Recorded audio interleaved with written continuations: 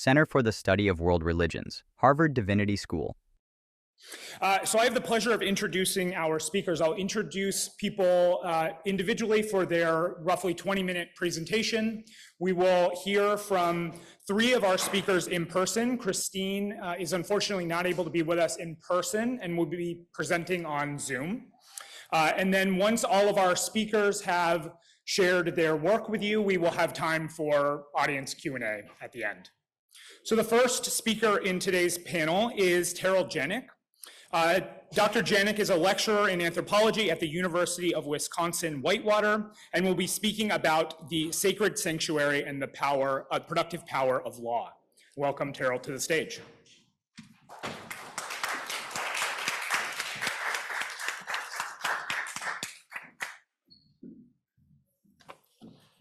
Do I just hit the arrow to move the slides? Or the clicker. Okay. Good day, everyone. This paper examines Sacred Sanctuary, a contemporary United States Ayahuasca church formed in 2023, just before the closure of the Soul Quest Ayahuasca Church of Mother Earth, to analyze how legal engagement shapes religious practice, ethics, and institutional authority, drawing on ethnographic observation, public church communications, and legal documents, most notably a RFRA complaint filed against the DEA. I argue that law does not merely constrain psychedelic religion, but actively produces religious agency, ethical self-ownership, and institutional legitimacy. Treating legal texts as sites of religious self-articulation rather than purely juridical instruments, I show how Sacred Sanctuary narrates its doctrine, ritual, discipline, and moral responsibility in forms legible to the state. Legal scrutiny catalyzed organizational restructuring, ritual formalization, and new ethical norms, revealing how contemporary psychedelic churches are constituted through sustained engagement with regulatory authority. The case illustrates Winifred Fowler-Sullivan's concept of the church and law, demonstrating that legal conflict functions as a productive force in shaping emergent religious movements. The contemporary study of psychedelics increasingly sits at the intersection of religion, law, and ethics. In the United States, substances like ayahuasca occupy a particularly fraught position, revered as sacramental medicine by some religious communities, while classified as a Schedule I substance under federal law. This tension has produced a growing number of legal confrontations between ayahuasca churches and the state, raising fundamental questions about religious freedom, institutional legitimacy, and the boundaries of acceptable spiritual practice. Sacred Sanctuary's interactions with the DEA, including a nighttime raid, a period of suspended ceremonies, and the filing of a RFRA complaint, provide a lens through which to examine how religious agency is reconfigured under conditions of legal scrutiny. Building on scholarship that understands law as a generative social force, like Sally Falk Moore, Winifred Fowler-Sullivan, and Spencer Dew, I approach legal regulation as not an external constraint, but as an active condition of religious formation. Legal pressure does not simply delimit what ayahuasca churches may do, it participates in producing what they are. Through sustained engagement with regulatory authority, Sacred Sanctuary articulated doctrine, codified ritual protocols, and developed ethical frameworks that were simultaneously devotional and legal. Ayahuasca entered the US legal imagination through transnational religious movements such as União do Vegetal and Santo Daime. Originating in Brazil, these churches combine Christian elements with indigenous Amazonian cosmologies and use ayahuasca sacramentally as a medium for spiritual insight and communal cohesion. Their arrival in the United States prompted direct confrontation with the Controlled Substances Act of 1970, which classifies ayahuasca and DMT specifically as a Schedule I substance. The landmark case Gonzalez versus Ocentro 2006 established that under RFRA, the federal government must demonstrate a compelling interest and use the least restrictive means when burdening sincere religious practice. While widely interpreted as a victory for religious freedom, the decision also established criteria that would shape future ayahuasca churches: demonstrable religious sincerity, structured ritual practice, internal governance, and robust safety protocols. Subsequent Santo Daime cases reinforced these expectations. Courts required churches to document ritual consistency, leadership hierarchy, and mechanism for mitigating risk. In practice, this meant that legal recognition became inseparable from organizational form. Churches were compelled to codify doctrine, formalize procedures, and articulate ethical responsibilities in ways legible to the state. These precedents shaped the environment inherited by new churches such as Soul Quest and Sacred Sanctuary, operating within a legally pluralistic landscape. Federal drug law, state religious freedom statutes, public health codes. Ayahuasca churches learned that legitimacy depended not only on belief, but on documentation, governance, and procedural discipline.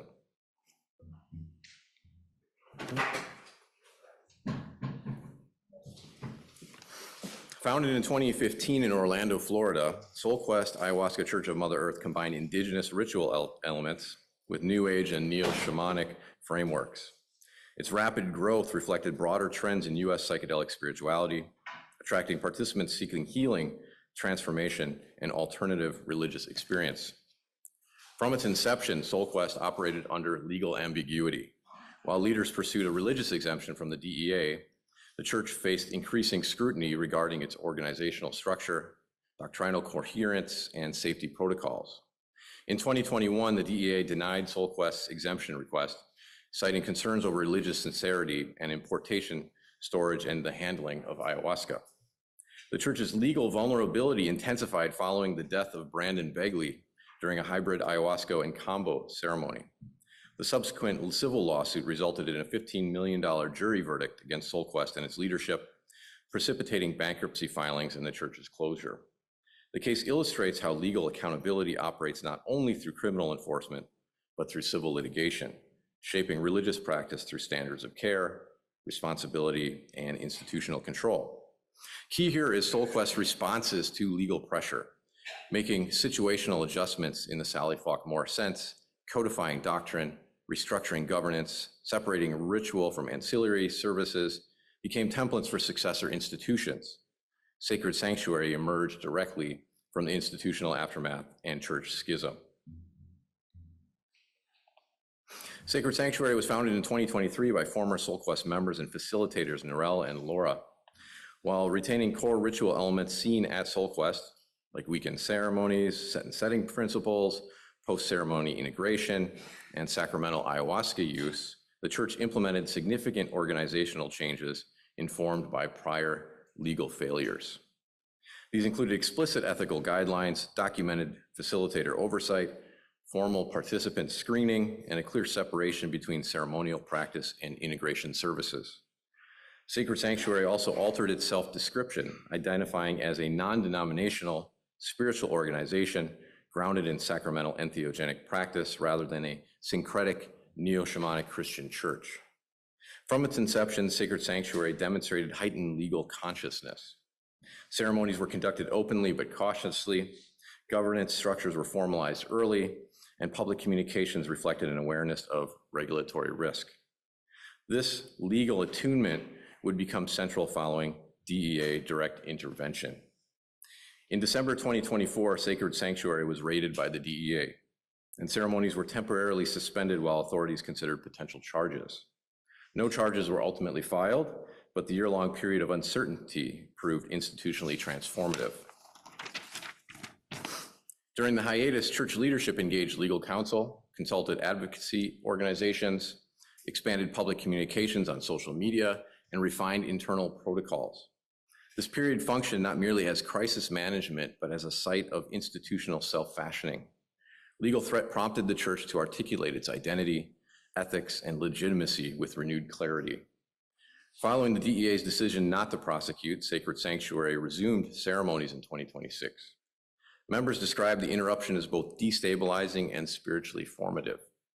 Public statements framed the experience as one of adaptation, ethical reflection, and recommitment to sacramental responsibility.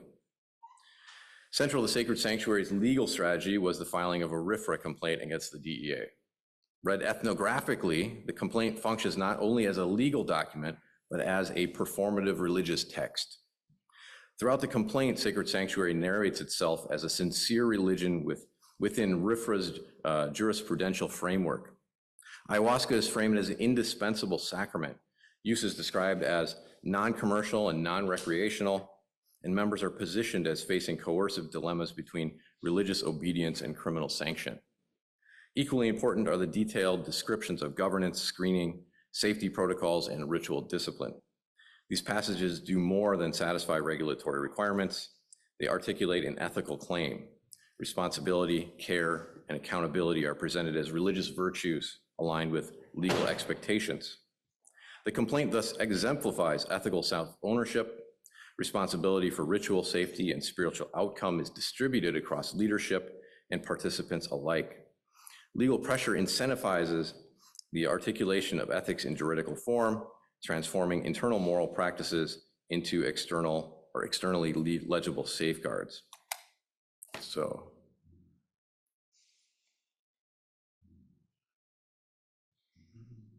we're gonna go back here.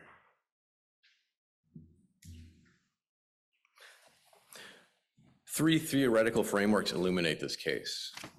First, governmentality by Foucault helps explain how sacred sanctuary internalized legal norms as forms of self-regulation. Anticipated scrutiny shaped everyday practices and governance and ritual discipline. Foucault argues that modern power doesn't mainly operate by crushing people. It works by organizing fields of action, by defining categories and standards and norms. So instead of asking, is the state suppressing religion? We can ask, how does the state define religion in the first place? In this case, the government isn't just enforcing drug law, it's determining what qualifies as legitimate religion. Second, legal pluralism from Sally Falk Moore highlights how overlapping legal systems, federal law, state statutes, and religious norms produce hybrid forms of authority. Sacred sanctuary navigated these regimes through procedural innovation rather than outright resistance. Moore argued that we don't live under one single legal system, we live within overlapping legal orders. The federal government has drug law, courts interpret religious freedom, but sacred sanctuary also has its own internal norms, rules, and ritual authority. The conflict isn't just about religion versus law. It's a clash between different legal orders, each claiming legitimacy. Multiple legal systems compete to define legitimacy. Third, Talal Asad argues that we often treat religion as if it exists independently from the modern state. But in reality, what counts as religion is shaped through law, courts, and governance. The secular state doesn't just stand outside religion. It actively defines what religion must look like in order to receive protection.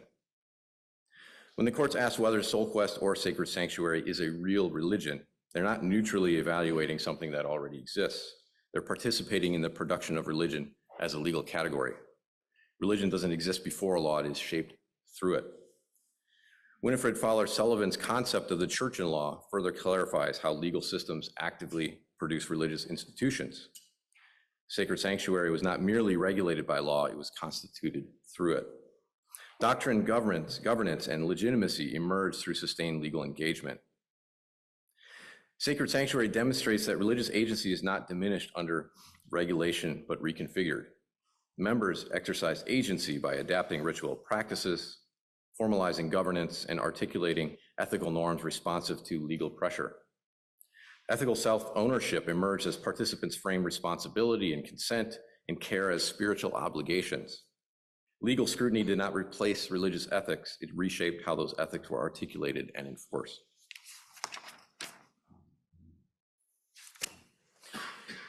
Institutional legitimacy was produced through conflict. Legal engagement strengthened internal cohesion, clarified authority, and positioned the church as a defensible religious institution. Law functioned as an engine of institutional refinement. Sacred sanctuary illustrates the productive power of law in contemporary psychedelic religion. Legal engagement did not merely constrain religious practice, it actively shaped their ritual form, their ethical reflection, and institutional authority. Through legal conflict, the church articulated doctrine, codified ethics, and reimagined governance. This case demonstrates that religion and law are not oppositional domains, but mutually constitutive. For emergent psychedelic movements, legal engagement is not peripheral to religious life, it's formative. Sacred sanctuary stands as a contemporary example of the church and law, revealing how religious institutions are produced, disciplined, and sustained through ongoing interaction with the state. Thank you.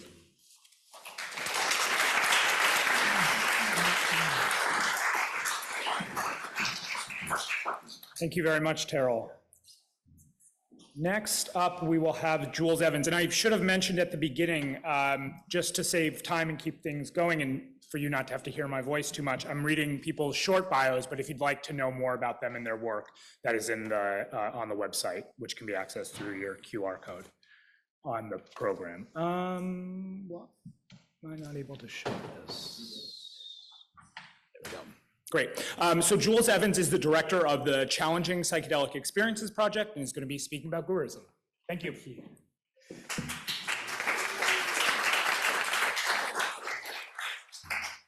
Okay. Hi, everybody. Great to be here. Thank you very much to the Harvard team for putting this together. Really appreciate it. So I'm going to be talking about Guruism and cultic dynamics in psychedelic organizations. Three main points I'd like you to take away. Firstly, some individuals and groups sometimes use psychedelic drugs to recruit, indoctrinate, control, and abuse people. Secondly, there are many historical examples of this and many examples today. And thirdly, I think it's worth studying and discussing this topic. It's not much discussed in psychedelic academia at the moment. There's actually roughly 3 papers on this topic out of the, 10,000 or more psychedelic journal articles in the last decade. I'm going to be talking a bit about a paper that we published, but there's also Daniel Villager's work on Guruism and David Dupree's excellent paper on psychedelic belief transmissions. I think it's important to talk about this topic because cultiness and cults, and the word cult keeps coming up. It's a perennial topic in psychedelic discourse. I don't need to remind you that here at Harvard, Leary and Alpert's department head, David McClelland, said to them, "You're not running a research organization, you're running a cult," shortly before firing them. And of course, you have Charles Manson, this very, probably the most famous example of a psychedelic cult, the end of the flower power era in the late 60s. And it's come up in this new wave of psychedelic research. So Symposia accused MAPS of being a therapy cult in the Lycos wars of 2023.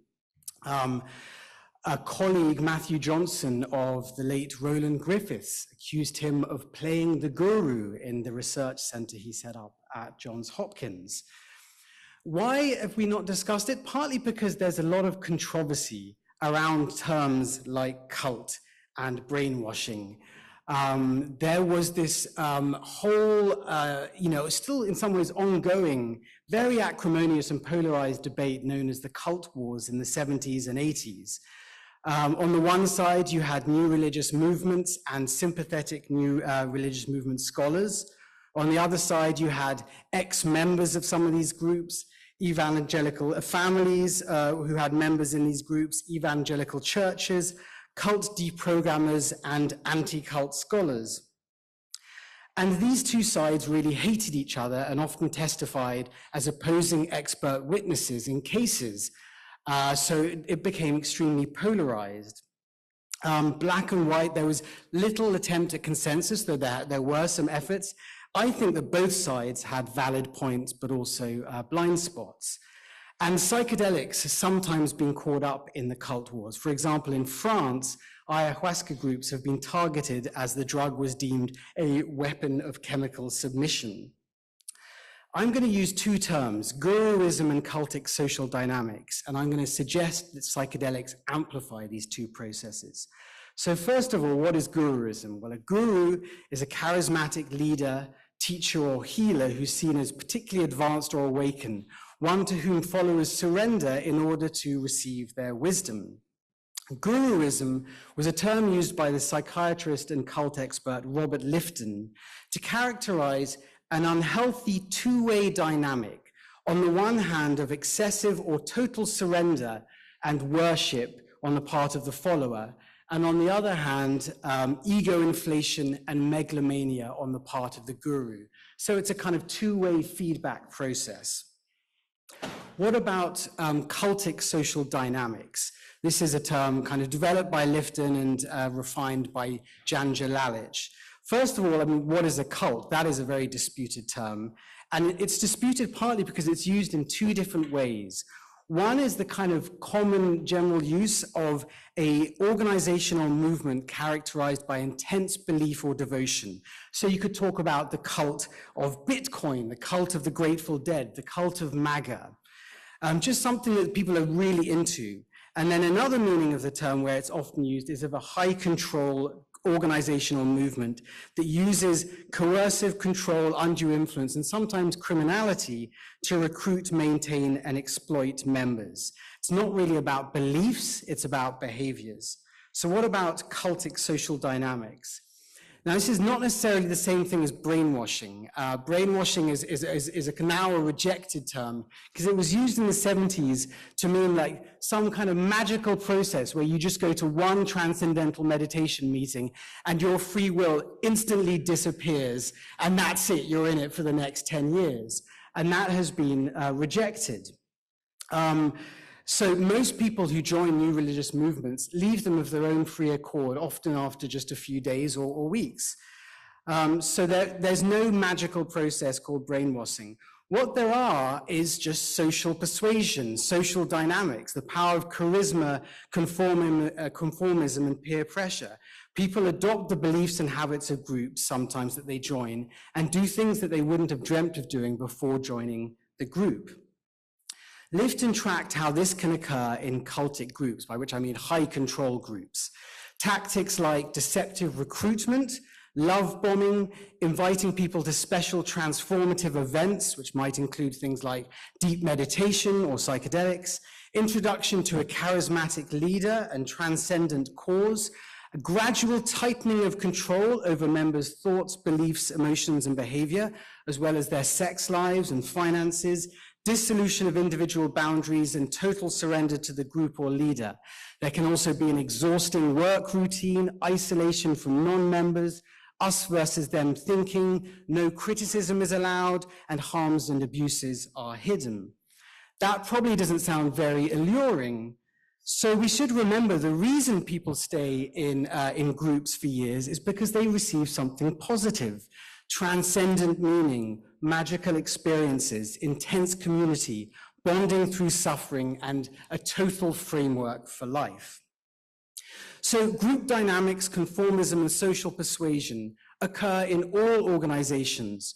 When does culty become harmful, unethical, and even criminal? When groups lie, manipulate, threaten, demand absolute control over their members, isolate them, exploit them, and make them agree to unethical or abusive acts. When they dismiss harms and demonize critics for the sake of the transcendent mission. That's when cultiness becomes something unethical, harmful, and occasionally criminal. Now, what about psychedelics and cults? I saw a talk by Professor Janja Lalich, who's one of the great kind of experts on cults recently, and she said most groups don't use drugs, only a very few do. For the most part, groups don't need to. I would actually argue that many groups and individuals from the 1960s to today have used psychedelics for cult-like purposes. There are hundreds, possibly thousands of cases of people using psychedelics to take advantage of others. Churches, retreats, NGOs, training programs, research centers, and especially just in one-on-one sessions. For two main reasons. Firstly, using psychedelics to initiate or indoctrinate the person into the group and to increase worship of the guru. And secondly, to take advantage of people when they're vulnerable for sex, money, or power. So how can psychedelics sometimes amplify Guruism and cultic social dynamics? So how Guruism can become amplified within psychedelic practices? So we know that psychedelics can often amplify transference and projection, this feeling of love, devotion, gratitude, and deference to the person giving you the psychedelic. This is from one study of therapists, how challenges in psychedelic therapy. And they said, the patient may believe they are in love, or that the therapist is a demigod, or some kind of divinity or villain. So this is something that can happen in psychedelics, and people can take advantage of that. Timothy Leary wrote of the idea of psychedelic imprinting. This is a term from the biologist Konrad Lorenz, who found that baby geese kind of imprint on the first thing that they see. So he had actually baby geese who imprinted on him and followed him around in a little line. And Leary suggested that something similar can happen with psychedelics. They open this kind of critical window of learning, and so people can imprint on the facilitator, the person who's given them the psychedelics, and really get fixated on them. And again, that can be exploited. This can create the possibility of unscrupulous guides imprinting themselves and their desires, their agenda, onto the client's psyche when they're in a vulnerable and suggestible state. The facilitator can become ego-inflated. I imagine you've all come across at least one example of that in psychedelic culture. Sidney Cohen, a psychiatrist in the 60s, said, "The ability to induce the transcendental state is a heady and powerful endowment. Only well-adjusted therapists without personal needs to play God will be unaffected by the potency inherent in the situation." This is a Canadian fraudster called Bruno Cluzel, who set up a psychedelic retreat in Mexico. He did way too much 5-MeO-DMT and insisted that everyone who came to the retreat recognize him as the Messiah. And he'd shout at them, "What's my name?" During sessions until they said the Messiah. He'd keep shouting at them. Some individuals and groups who use psychedelics to indoctrinate worship of the divine leader include Charles Manson. He'd get his followers to kind of call him, the Messiah. Shoko Asahara, the head of the Aum Shinrikyo cult. New recruits would be given LSD and told to kind of meditate on the guru. Anne Hamilton Byrne, who set up a strange group called The Family in Australia. She adopted 14 children, and when they became adolescents, would put them into a darkened room, give them LSD, and she would come out, with dry ice behind her and try to get them to recognize her as the Messiah. And then there's Zen Master Rama. He would give people LSD and then get them to think that he was kind of levitating and performing other kind of supernatural acts. Guru worship still occurs today in psychedelic spaces. In one survey that we're working on, 46% of respondents felt awe at the spiritual or healing power of the facilitator. I've certainly felt that in psychedelic experiences. But the flip side of that feeling of, wow, this person is so powerful, maybe supernaturally powerful, is maybe they could harm me as well. So 19% of respondents said criticizing a ceremonial leader invites magical retaliation. So this is something you see in Amazon shamanism. The shaman is both a figure of awe, but also a figure of fear. He or she who can spiritually heal me might be able to spiritually harm me as well. So there can be a kind of controlling aspect to this guruism. Okay, psychedelics can also amplify cultic social dynamics. Groups seeking new recruits offer a special transformative experience to initiate you and keep you coming back. A psychedelic experience often takes people beyond their usual map of reality. It overflows their model of reality, so they can come to rely on the facilitator's model of reality instead. It's the facilitator who says, this is what you experience, this is what it means, and then the initiate is living within the facilitator's model of reality. That can be done ethically, but it's also an amazing opportunity to exploit someone if you're unscrupulous. Psychedelics are ego-dissolving, boundary-dissolving. They lead to merged egos and the heightened risk of boundary violations. They also create a strong sense of group unity and cosmic mission, strong in-group, out-group dynamics, strong reverence for the charismatic leader. None of that is wrong. None of that is essentially immoral. But because of all those things, that intense devotion, it can also lead to sometimes the tendency to minimize or hide harms for the sake of the transcendent mission. Now, there's nothing essentially wrong with psychedelics. It's just how some groups or individuals offer psychedelics. There can be a lack of proper preparation and informed consent, sometimes not telling people what they're taking. High doses or multiple doses multiple drugs used simultaneously to disorientate and make people vulnerable to suggestion. Lack of respect for autonomy, imprinting your beliefs and wishes on someone who is high and suggestible. Indoctrinating worship of the guru figure. Claiming your medicine and ceremonies are the only way, and any other way is wrong and harmful. Lack of integration or aftercare. You might be offered many repeated doses in a very short period.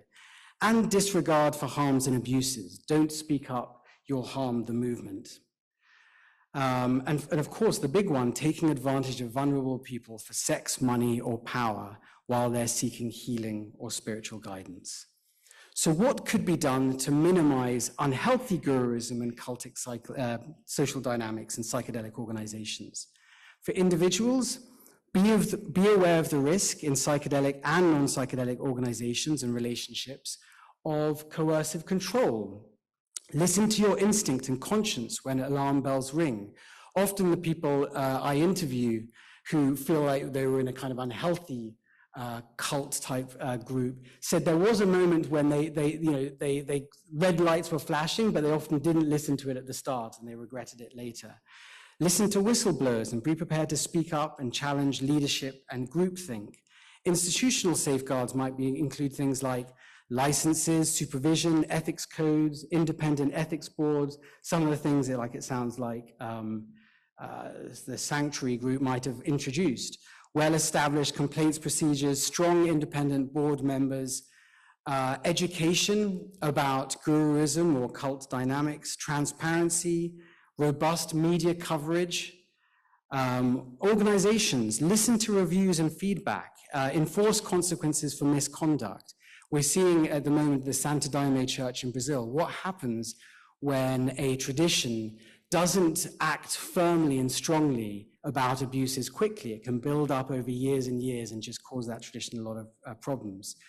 Where can victims go? What can they do? There was one organization set up to support victims of psychedelic abuse, the Shine Collective, but that didn't get any funding. So there's not many resources or support, but a lot of people come to my NGO saying they feel harmed by an individual or a group.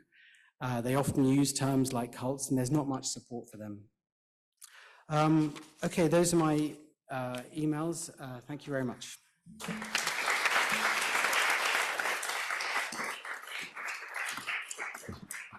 Thank you, Jules. Our next presenter is going to be virtual. Let's see.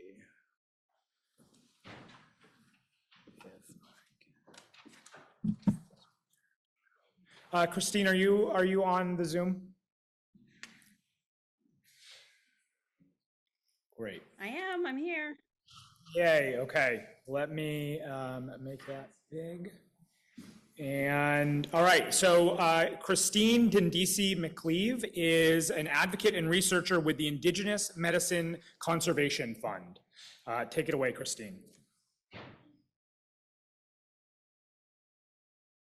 Great. Greetings.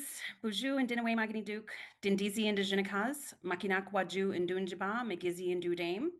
What I just said to you in Anishinaabe-Moan, or my Ojibwe language, is greetings, my relatives. My name is Diindiisi, that means blue jay. I am Turtle Mountain Ojibwe, and I am Eagle Clan. How's our connection? Can you hear me okay? Great, thank you. I'm zooming to you from Huancabamba, Peru, deep in the Andes in northern Peru. So thank you so much for bearing with me. If there is a little bit of lag in internet, I've heard lags in listening to the other speakers, it catches up. So if it lags, you'll just hear me speaking really quickly for a moment. But thank you for having me today. Thank you for being here. I would like to begin with a little story. Today, Indigenous medicines are being celebrated across clinical, spiritual, and wellness spaces as tools for healing, particularly for trauma, depression, and existential distress. These substances are increasingly framed as sacred, transformative, and even salvific. And yet the indigenous religious traditions that safeguarded many of these medicines were until recently very violently oppressed. For over a century, Native peoples in the United States were prohibited from practicing their religions, their ceremonies were criminalized, and medicines were destroyed. Children were taken from their families and placed into boarding schools designed to explicitly sever them from their spiritual and cultural lineages and cosmologies, and indigenous traditions were demonized. So we are faced with a profound moral contradiction. How is it that medicines once targeted for eradication when used by Native peoples are now being celebrated and commodified when used predominantly by white populations? This paper examines that contradiction and argues that much of contemporary psychedelic spirituality represents what I call healing without repentance. Before turning to examine this history in full, I want to pause on a foundational question. What is religion? Much of how religion is defined, especially in Western scholarship, emerges from Abrahamic frameworks. Religion is often understood as institutional, doctrinal, separate from daily life, practiced in designated spaces and times. But this definition is not universal. A recent report by the Pew Research Center highlights how Western survey frameworks have historically failed to capture how many societies understand spirituality, not as a discrete category, but as embedded in everyday life. This reflects not simply a shift from monotheism to plurality, but a transcendent model of the divine to one that is fundamentally immanent and relational. This resonates deeply with my own research from my dissertation titled More Than Peyote: Trauma, Healing, and the Politics of Indigenous Cultural Survival in the Age of Psychedelic Colonialism. Many Indigenous participants did not identify as religious in a Western or Christian sense. Instead, they described relationships, responsibilities, ceremonies that are woven into daily life, and spirituality as inseparable from land, kinship, and existence as human beings. Religion in Western terms often functions as a system of belief. Indigenous spirituality, by contrast, is a way of being. This distinction matters because when psychedelic spirituality emerges within Western frameworks, it often inherits these limitations. To understand the present moment, we must begin with the historical conditions that made it possible. The contemporary psychedelic movement did not emerge in a vacuum. It follows a long trajectory of suppression, criminalization, and extraction of indigenous spiritual practices. For generations, Indigenous peoples across the United States were prohibited from engaging in their ceremonial traditions. Practices involving sacred medicines were surveilled, restricted, and in many cases violently suppressed through federal policy and the boarding school system, which was also a federal policy. The Wounded Knee Massacre on December 29, 1890, occurred just days after Christmas because of the ghost dance movement, in which people were praying and singing at night for the survival of their people and their way of life. They had to sing and pray at night because it was illegal for them to gather in prayer at that time in U.S. history. Men, women, and children were killed by the U.S. Army for praying. We were not covered by the First Amendment to the Constitution for religious freedom because Indigenous people were not yet U.S. citizens. We were enemies of the state. This pattern has been repeated throughout the world and across history. Even with the passage of the American Indian Religious Freedom Act in 1978, protections for Indigenous spiritual practices remained limited and unevenly enforced. The 1994 amendments to the American Indian Religious Freedom Act clarified legal protections for peyote use within the Native American Church, a syncretic religion incorporating elements of Christianity, for protection. But the protections under AIRFA and its amendments were narrow.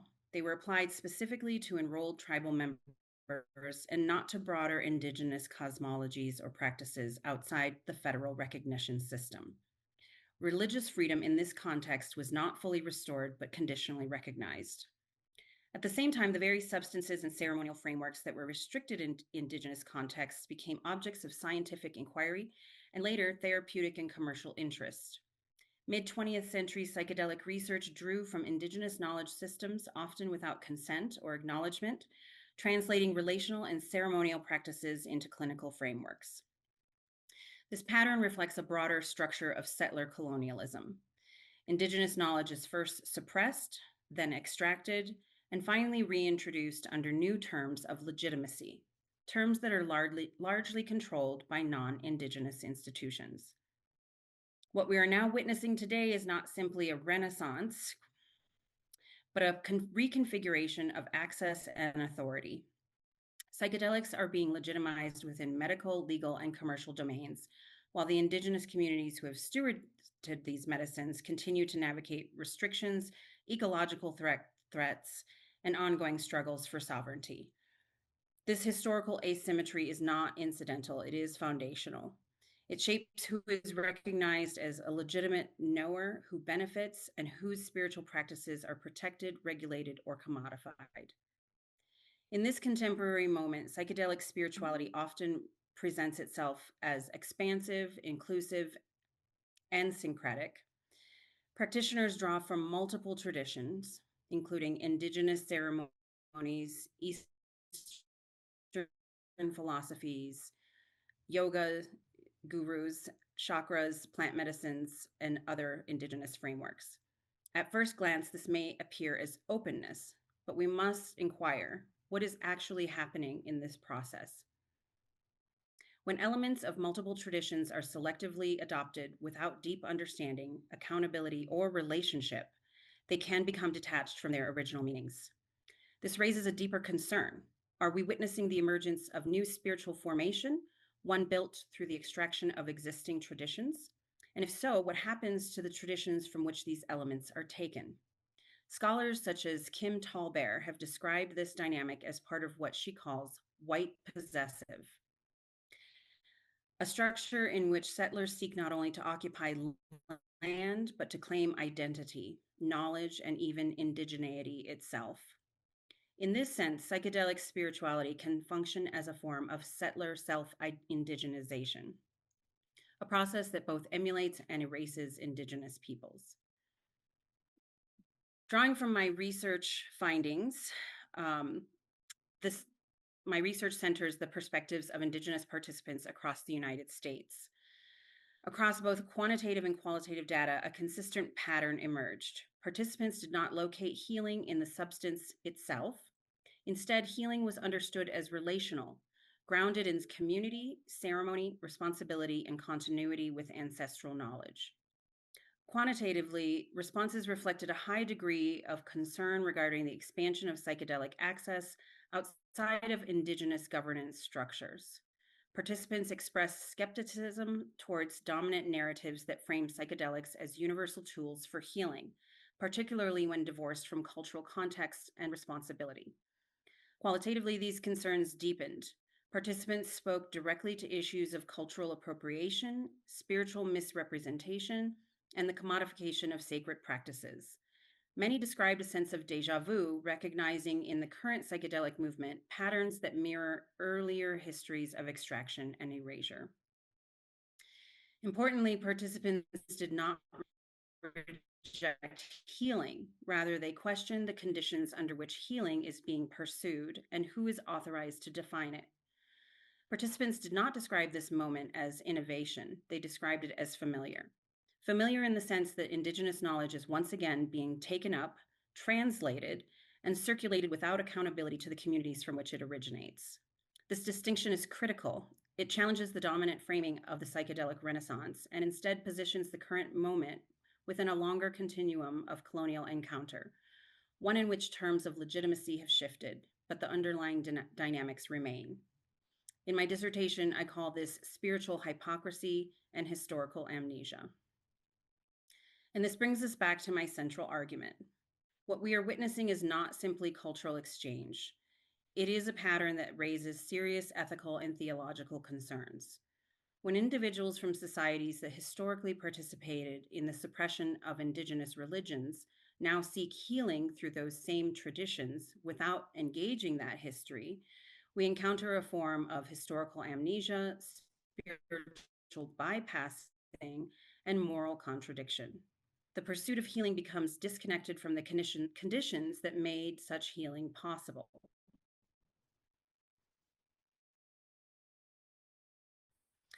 From a theological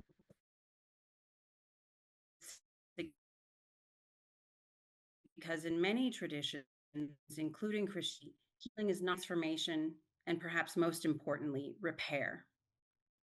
Without them, repentance is not possible, and it is certainly not healing. This dynamic is not occurring in isolation. In the United States and Europe, we are seeing a broader shift away from organized Christianity and toward alternative spiritualities, including those within the psychedelic space. As noted recently by the John Templeton Foundation, many individuals are leaving traditional religious institutions and seeking meaning elsewhere. But rather than developing entirely new frameworks, many turn towards Indigenous and non-Western traditions. This creates a paradox.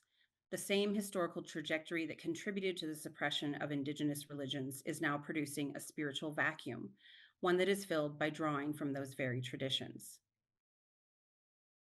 I'd like to end then contemplating this contradiction.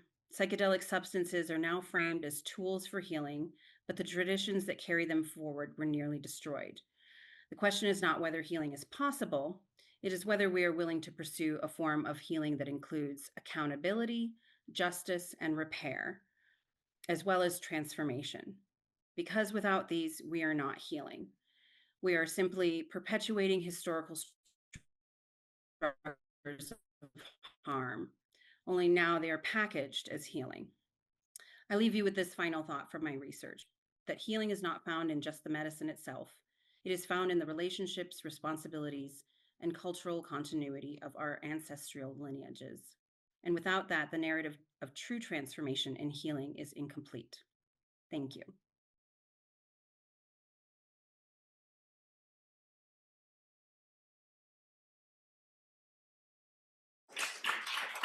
Thank you very much, Christine. Perfect. All right, our last speaker, here we are. Great. All right, our last speaker is Paulina Mio, who holds a PhD in sociology from the Federal University of Minas Gerais. Gerais. Okay, my Portuguese has got room for improvement. Welcome to the stage.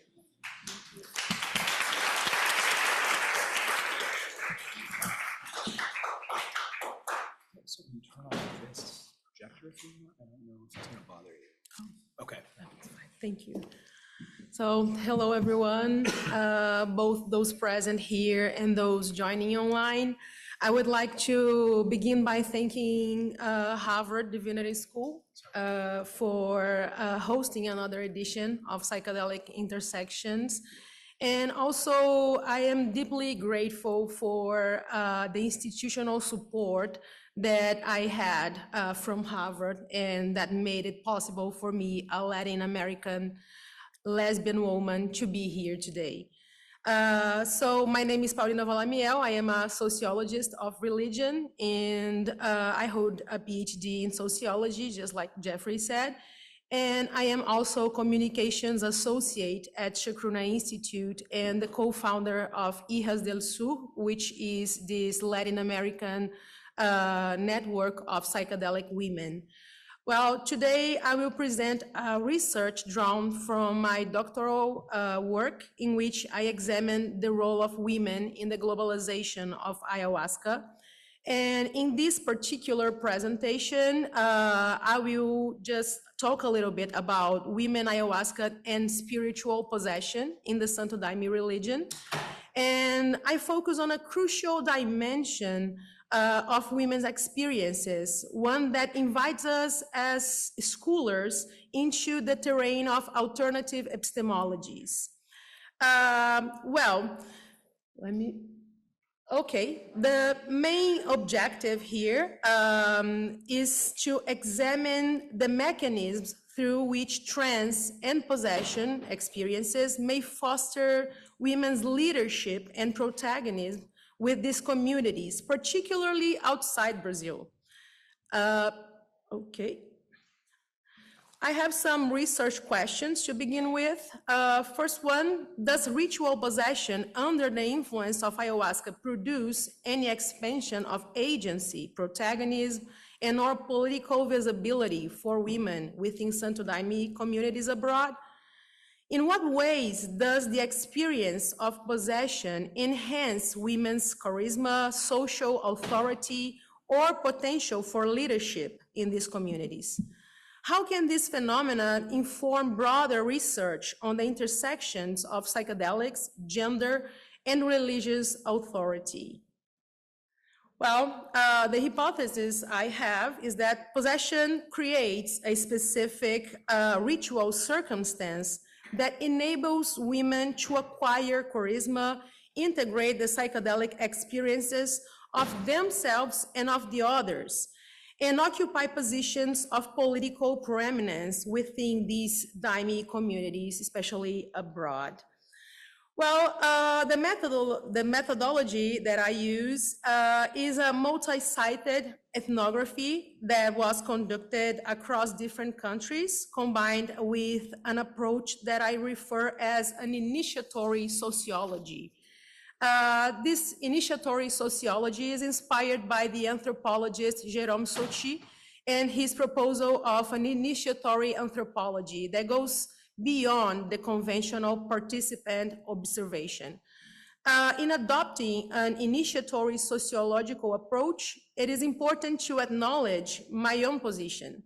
Besides being a sociology, I have been a member of the Santo Daime religion for over 10 years, and this initiatory knowledge has been central to the production of scientific knowledge in my work.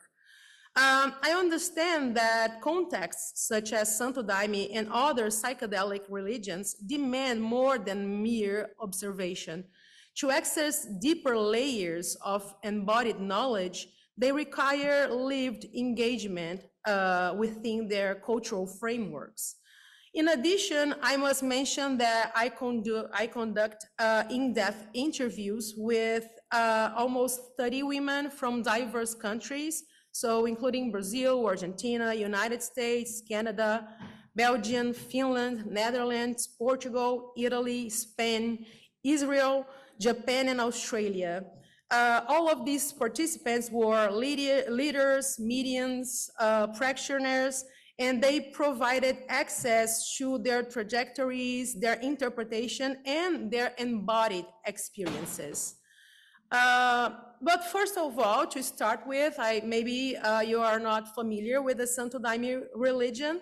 Santo Daime is a very syncretic religion founded in the Amazon by Raimundo Irineu Serra, and it just emerged in a context marked by intense cultural, spiritual exchanges.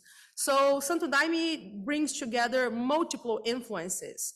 The Amerindian traditions, particularly the sacramental use of ayahuasca, referred in the religion as daime, as well as elements of popular Christianity, especially non-institutionalized Catholic practices expressed through devotion to saints and popular festivals. It also incorporates Kardecist Spiritism, which originated in France and became widely established in Brazil, and also Afro-Brazilian religious traditions and European esotericism. So another key feature in this structure, which bears strong patriarchal marks, reflecting its historical context of origin. Well, it's important to note that in some traditional Amazonian ayahuasca culture, women do not consume ayahuasca, either due restrictions on becoming ritual specialists or because of their belief that women already possess some kind of capacity to access spirit world without psychoactive mediation. So in Santo Daime, although both men and women drink the sacrament, gender hierarchies remain evident. For instance, men traditionally control the preparation and the serving of the beverage. However, this has been increasingly challenged by emerging female leaderships, including communities outside Brazil. So from the 80s onward, Santo Daime began to enter the global flows of religion and just became what we can now understand as a global religion itself. Also, it is important to highlight that Santo Daime has been one of the main drivers in the international diffusion of ayahuasca. Within this process, we observed the emergence of female leaders both within and beyond Brazil, something previously uncommon in the religion. Brazilian female leaders have played particularly important role in inspiring women abroad. Many of these women are mediums, so practitioners who with ayahuasca and the ayahuasca-induced trance states access, embody, and spiritual knowledge and mediate the agency of the spirits, allowing them to act through the process of healing for themselves and the others. So in the contemporary context, however, Santo Daime faces significant challenges, including the global war on drugs and the increasingly competition of neo-shamanic groups and indigenous-led ceremonies. I argue that as the religion has come to be perceived as more conservative, particularly since the 2000s, issues of gender and sexuality, as well as many reports of sexual abuse, homophobia, labor exploration, religious abuse, and other forms of violence, have become central axes of negotiation. It's just a key to its continued presence within global religious flows and its ability to engage new audiences. This tension is further amplified with the broader ayahuasca field. While globalization has increasingly associated ayahuasca with the feminine, so ayahuasca as a female, as a mother, producing what we might call as the feminization of ayahuasca, the field remains strongly structured by patriarchal dynamics. In this sense, the challenge faced by Santo Daime is not isolated. It reflects broader patterns of gender hierarchy, prompting critical questions about how pre-colonial gender relations were reshaped and reinforced through colonial and post-colonial processes. Well, so what are the key elements that shape this specific focus on my analysis? As noted by Peter Frey, which is a Brazilian anthropologist, spirit possession is widespread in Brazil, and it's present in popular Catholicism and Kardecist spiritism, Afro-Brazilian religions, Amerindian traditions, and forms of European spiritualism. In his research in the Brazilian field in Belém, which is in the same region where Santo Daime also was founded, Frey observed that women and gay men constituted the majority of mediums in the Afro-Brazilian religious contexts. Beyond Brazil, Mary Keller argues that spirit possession is a global phenomenon and it's widely associated with women. For Frey, Keller, and other scholars, the intersection of gender and possession reveal its relationship to power, particularly as means of expanding agency among socially marginalized subjects, not forgetting Foucault in his lecture on February 26 of 1975, where he explored the implications of the figure of the possessed woman and her body as a locus of tension between consent and non-consent. In the Santo Daime religion, there are ongoing tensions around the legitimacy of spirit possessions within ritual settings. Some groups claim greater traditional authority by rejecting such expressions, while others embrace them as part of historically constructed alliance involving traditions. Although women play a central role in shaping and expanding the transnationalization of ayahuasca, facilitated in part by its feminization in global contexts, they often remain as margins of formal power structures. At the same time, they mobilize what we may understand as spiritual or magical forms of power, expanding not only their own agency, but also the religion's repertoire itself, making it more open to new cosmological negotiations that sustain its place with global flows. Finally, in Santo Daime, the significant presence of women mediums, many of whom incorporate predominantly male spirits, a phenomenon described by Peter Fry as transsexual trance, points to an expansion of agency.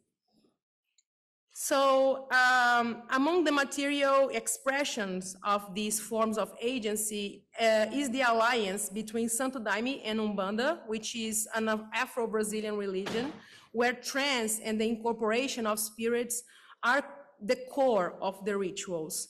So through the incorporation of the spirits during ayahuasca trance, Daimista women, such as Baixinha, that you can see here in the picture, this woman there, and she just came from Candomblé, which is this Afro-Brazilian religion, to Santo Daime. And she actually built some spiritual bridgings and just expanding the repertoire of Santo Daime. So she was initiated in Santo Daime, and through the incorporation of her guiding entity, Caboclo Tupinambá, she established an alliance with Sebastião Mota de Mello, which is this elder here, which founded Iseflo, the main church that leads the expansion of Santo Daime. And what stands out in this case of Baixinha and her transsexual trance and the performative is the performative displacement of gender, which is possible through the possession. So as an unintended effect of action, possessions here are also operated as means of accessing forms of authority traditionally coded as male. This produces a temporary suspension of gender norms and enable a reconfiguration of the median social position. So what stands out in the case of Baixinha in her transsexual trance and the performative, the dynamics is that the dynamic just persists today with Iseflo Santo Daime. The spiritual authority frequently takes on the masculine register through entities such as caboclos, male pretos velhos, which would be something like black elders, and Exus. The Brazilian field is just very rich and full of these entities.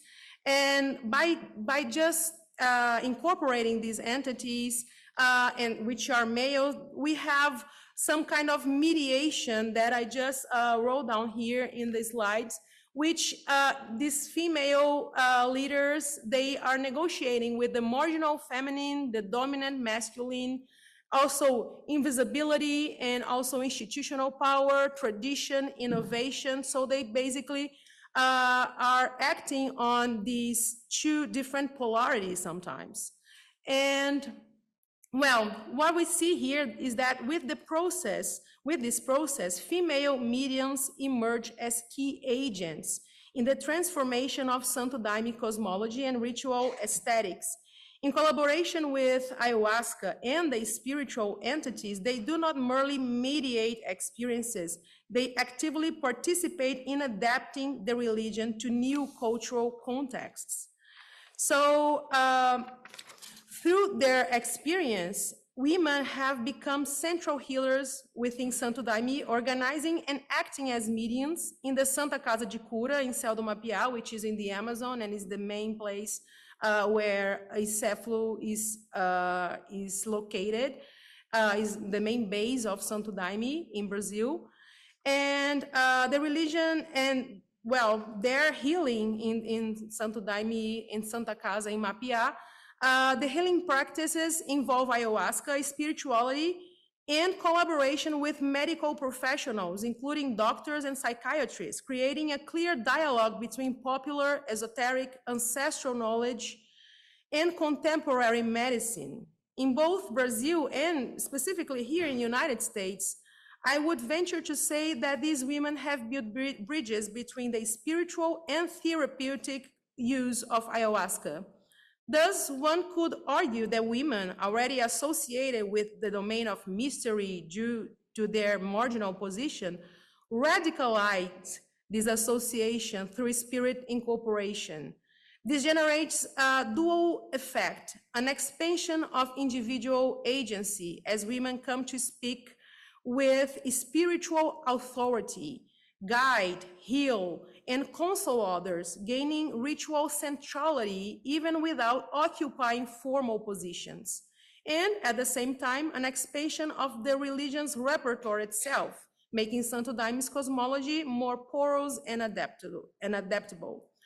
In doing so, they contribute reflexively to the ongoing feminization of ayahuasca as a substance increasingly associated now with healing, care, and embodied and sensory experience. It's just good to point out that before colonization, ayahuasca was not used for healing, but for war, for other kinds of rituals, for hunting. So feminization of ayahuasca is this process that now ayahuasca just becomes something feminine and with powers of healing and everything.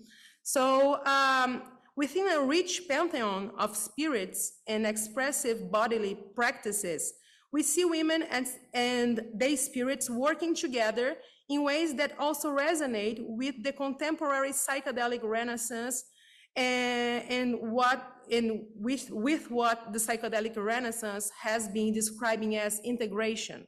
And just like I mentioned, not only their own integration, but also of those of the others.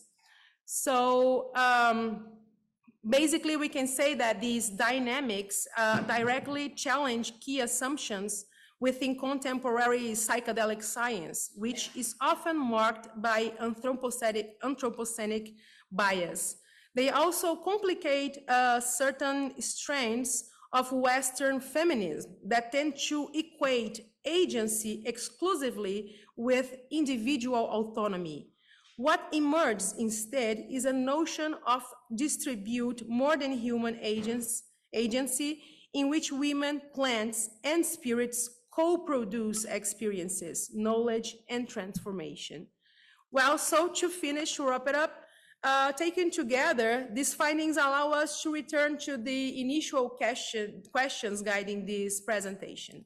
First, does ritual possession under the influence of ayahuasca produce expansion of agency, protagonism, and political preeminence for women in Santo Daime communities abroad? The answer is yes, but in a qualified sense, where rather than a linear or formal shift in power, what we observe here is an expansion of agency that operates through ritual embodiment and cosmological mediation. Even when women do not occupy formal institutional position of authority, they become central actors in shaping ritual life, healing practices, and the transnational expansion of the religion. Second, does the experience of possession enhance women's charisma and open pathways of leadership? Again, yes, but what is particularly significant here is the role of alternative registers of legitimacy. Possession enables women to access and perform forms of authority that are often coded as spiritual rather than institutional. This produces charisma not as an individual trait, but as a relational and more than human effect, emerging through the connection with the spirits, the ritual contact, and the community. Finally, what do these experiences reveal about the research on psychedelic religion? Well, the case of Santo Daime suggests that the current frameworks, often anthropocenic and centered in individual autonomy, are insufficient to account for these dynamics.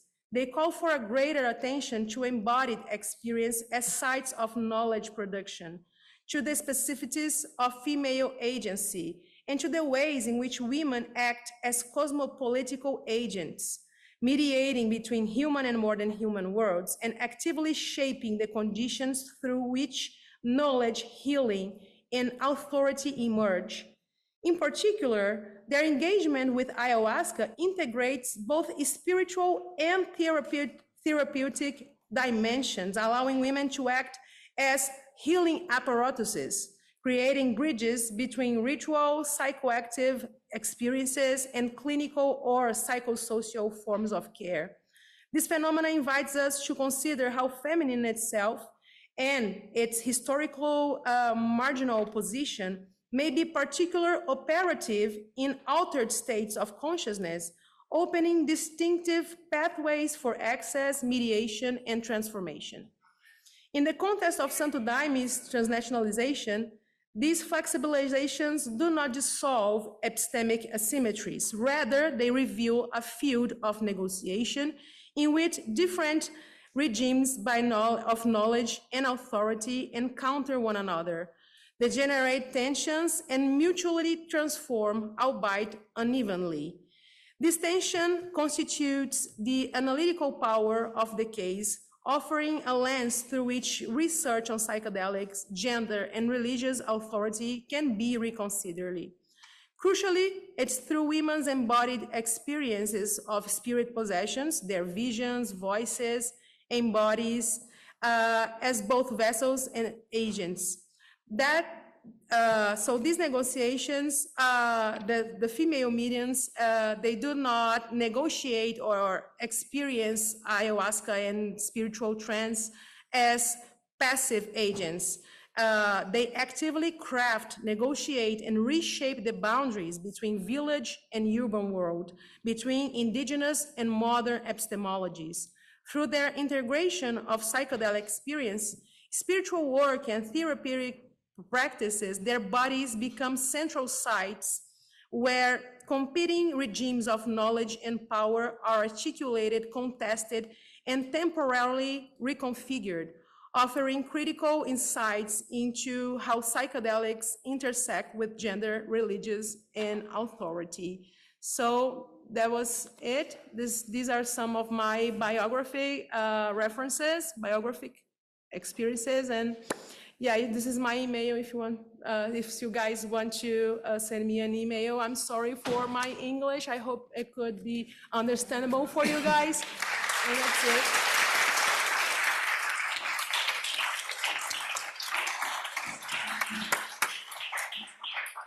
cswr.hds.harvard.edu. Copyright 2026. The President and Fellows of Harvard College.